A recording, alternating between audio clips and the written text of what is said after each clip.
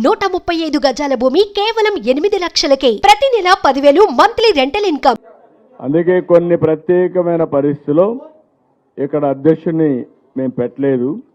అదే సమయంలో ఈ ప్రాంతంలో ఎలక్షన్లో కూడా 2 ఎలక్షన్లు మేము పోటీ కూడా చేయలేదు. ఏ పార్టీతో కూడా అలయన్స్ పెట్టుకోలేదు. దానివల్ల కొంచెం గ్యాప్ ఉంది. ఏదేమైనా మాకు కొన్ని ప్రేక్షకులు ఉన్నాయి. ఆ రోజు ఉండే ప్రత్యేకమైన పరిస్థితుల్లో ఆంధ్రప్రదేశ్లో కాన్సన్ట్రేట్ చేయాలనుకున్నాం, చేశాం. మీరే చూశారు రిజల్ట్స్ అన్ని. ఇప్పుడు ఇక్కడ అందరూ అడిగేది ఏంటంటే ఇక్కడ కూడా పార్టీ ఉండాలని చెప్పి అడుగుతున్నారు. దానికి ఏం చేయాలో in course of time decide చేస్తాం.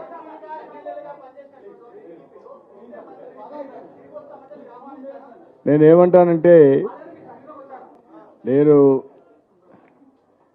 ఇక్కడ మీరు గుర్తుపెట్టుకోవాల్సింది ఊహాజనితమైన క్వశ్చన్స్ ఆన్సర్ చేయడం కరెక్ట్ కాదు. మీరందరూ కూడా నన్ను 40 ఏళ్ళు చూశారు, కలిసి పనిచేశారు. ఓసారి సమాధానం కూడా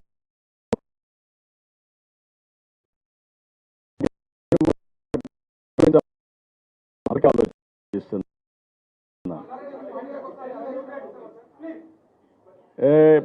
ప్రకాష్, నేనేమంటానంటే ముందే దానికి వర్తిస్తుంది. ఊహాజనితమైన క్వశ్చన్ సమాధానం ఉండదని. కాబట్టి ఇమాజినరీ క్వశ్చన్స్ వద్దు.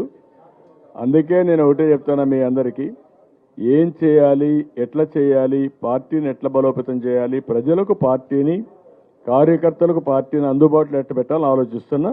ఇన్ కోర్స్ ఆఫ్ టైం మీకు క్లారిటీ ఇస్తాను. ఏం రే ఏమండి ఇంత ఇప్పుడు నాకేంటంటే నేను తెలుగుదేశం పార్టీ మీరు గుర్తుపెట్టుకోవాల్సింది మొట్టమొదటి నుంచి కూడా తెలుగు జాతి కోసం నిరంతరం పనిచేసిన పార్టీ తెలుగుదేశం పార్టీ. ఆ రోజు హైదరాబాద్ నగరాన్ని ప్రపంచ పట్టణంలో పెట్టడానికి విశ్వ ప్రయత్నాలు చేసాం. ఒక మంచి ఎకో సిస్టమ్ క్రియేట్ చేశాం.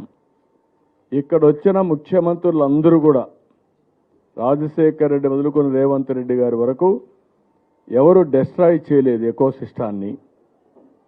అదే మాదిరిగా మేము ఆ రోజు చేసిన పనులు ఆటో పైలట్లో ఉన్నాయి.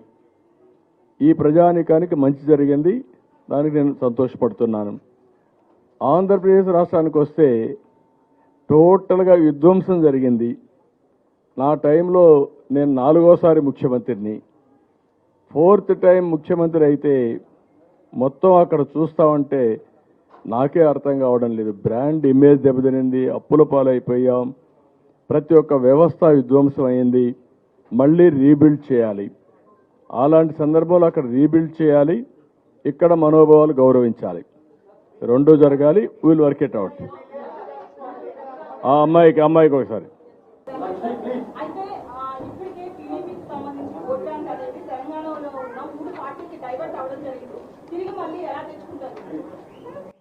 నేనేమంటానంటే ఒకప్పుడు తెలుగుదేశం పార్టీ బలమైన పార్టీ తెలంగాణలో. తెలుగుదేశం పార్టీ తర్వాతనే వేరే పార్టీలు ఉండేటివి. బలమైన నాయకత్వం కూడా.